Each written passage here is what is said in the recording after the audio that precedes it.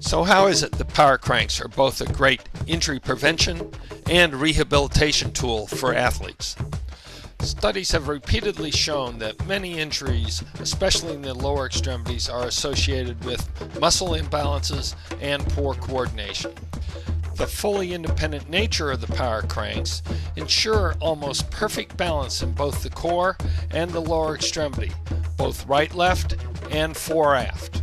We would expect such improvements to dramatically reduce the risk of non-contact injury in users. For gymnasts, again, we do have a high incidence of ACL injuries, and so whatever we can do to help strengthen the hamstring quadricep ratios will vastly improve the chances of that not happening as often.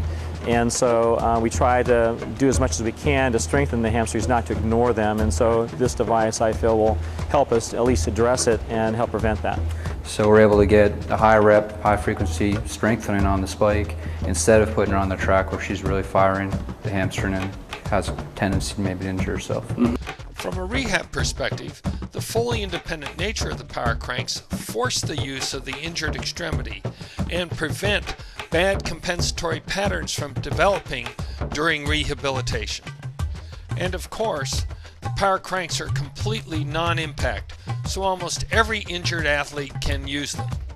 Another nice thing about the PowerCranks is the athlete cannot hide any weaknesses from either the coach or themselves. This means they are a good test to allow both the coach and the athlete to know when they are really ready to return to competition safely. We're definitely seeing a better quality of rehab, and what I mean by that is when we reintroduce running after a surgery or after a significant injury with an athlete, they seem to do a lot better. And what I mean by that is having a lot less of a hitch or an antalgic gait or any type of deviation. And it injured my right quad and quadriceps while doing squats, free squats, and so it wouldn't heal for about 10 months. It was always sore, any ride over 50 miles. So then the PowerCranks was another reason I did that too. And I did that, and after 2 weeks on the PowerCranks, it was fine. All issues were gone.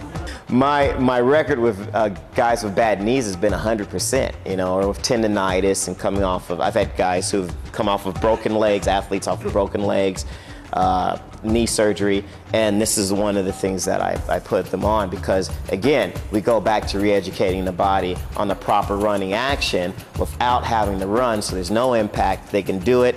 They can strengthen the knee because of the strengthening aspects, conditioning aspects built into the cycling. And it's an all-around good sort of thing to help those guys bounce back a lot quicker without, when they go back to their running, having improper mechanics like limping and, breaking and a lot of the things that happen coming off an injury. I was out for a knee injury since Ironman Hawaii last year. And I had not been running, but I was using the PowerCranks. I was riding approximately 120 to 160 miles a week, and I chose to do some sprint triathlons in July. So after I was on the May, June, July, 2 months, and I found an improvement in 1 minute per mile of my 5K run.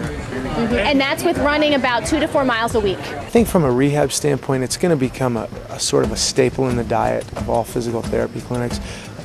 Good machines stand the test of time.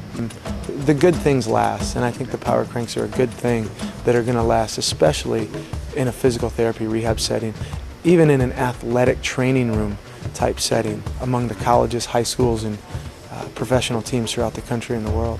PowerCranks force the user to become balanced in the core and the lower extremities, both right, left, and fore-aft.